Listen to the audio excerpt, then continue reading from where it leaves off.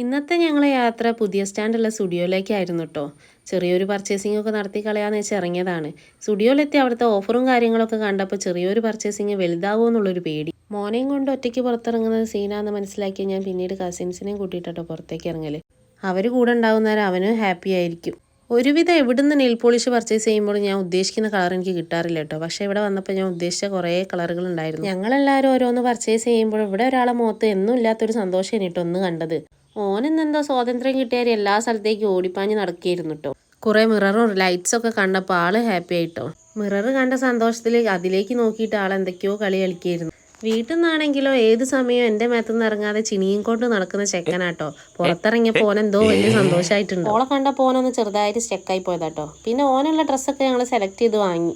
ഓന അവിടുന്ന് കളിക്കുന്ന തിരക്കിലൊക്കെ ആയിക്കൊണ്ട് പോരാളത് എടുക്കൊന്നും കാണിച്ചില്ല കേട്ടോ. പിന്നെ പതുക്കെ അവിടെ നിന്ന് എന്തൊക്കെയോ പറഞ്ഞിട്ട് എടുത്തതാ.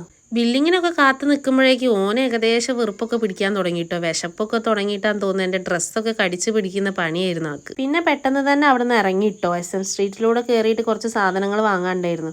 അവിടെ നിന്ന് തന്നെ ഒരു ഓട്ടോ കിട്ടിയപ്പോൾ ഞങ്ങൾ നേരെ SMലേക്ക് വിട്ടു. കാലിക്കറ്റൊക്കെ വരുന്നവരെ മസ്റ്റായിട്ട് വിസിറ്റ് ചെയ്യുന്ന പ്ലേസ് കൂടി കേട്ടോ ഈ SM സ്ട്രീറ്റ്.